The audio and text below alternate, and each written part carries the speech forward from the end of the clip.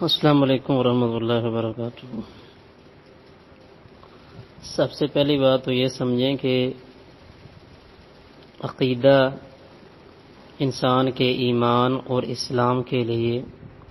ایک بنیادی چیز ہے، اور اللہ رب العالمین ہمیں اپنے عقائد کی اصلاح کرنے کی توفیق عطا فرمائے۔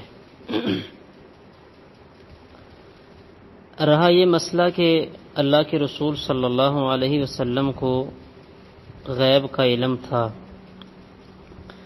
اس میں صرف اتنی بات عرض کروں گا کہ جب کوئی بندہ یہ بات کہتا ہے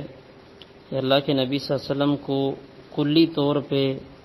علم غیب تھا، تو قرآن مجید کی کئی ساری آیات جن میں فرمایا کہ آسمانوں اور زمینوں کا غیب اللہ کے علاوہ کوئی نہیں جانتا، تو ان آیات پر حرف آتا ہے، اس لیے یہ بات کہنے میں تھوڑی سی احتیاط کرنی چاہیے۔ ہاں یہ بات ضرور ہے،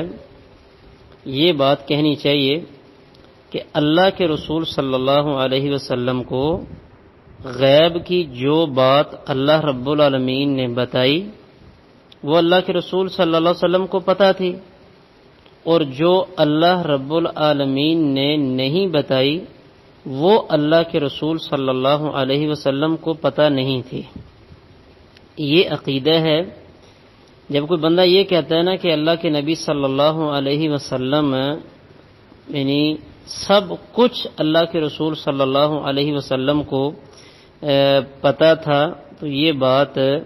وہ اللہ رب العالمین کے قرآن مجید کی ان آیات کے ساتھ ٹکراتی ہے، کیونکہ کلی طور پہ ہر چیز کا علم ہونا یہ اللہ رب العالمین کی صفت ہے، خالق کی صفت ہے۔ اب دیکھیں اللہ کے نبی صلی اللہ علیہ وسلم نے اپنے 70 صحابہ کرام رضوان اللہ علیہ مجمعین کو اللہ کے نبی علیہ الصلوۃ والسلام لوگوں کو دعوت دینے کے لیے بھیجا، وہ آئے۔ اللہ کے رسول علیہ الصلوۃ والسلام نے 70 صحابہ کرام کو بھیج دیا، ان لوگوں نے جا کے ظلم کرتے ہوئے سارے کے سارے صحابہ کرام کو شہید کر دیا۔ اگر اللہ کے رسول صلی اللہ علیہ وسلم کو اس سارے واقعے کا پہلے پتہ ہوتا تو کبھی صحابہ کرام کو ان کے ساتھ روانہ نہ کرتے۔ پھر یہ ہے کہ جب عائشہ ام المؤمنین رضی اللہ تعالی عنہا پر منافقوں نے جب تہمت لگائی تو اللہ کے رسول صلی اللہ علیہ وسلم کافی دیر اللہ کے نبی صلی اللہ علیہ وسلم وہ پریشان رہے۔ بعد میں جب اللہ رب العالمین کی طرف سے وحی آئی تو اللہ کے رسول صلی اللہ علیہ وسلم کو پتہ چلا۔ تو اس لیے یہ بات عقیدے کے متعلقہ ہے، یہ بات کہنی چاہیے کہ اللہ کے نبی صلی اللہ علیہ وسلم کو اللہ رب العالمین نے جو بات غیب کی بتائی وہ اللہ کے رسول علیہ السلام کو پتہ تھی،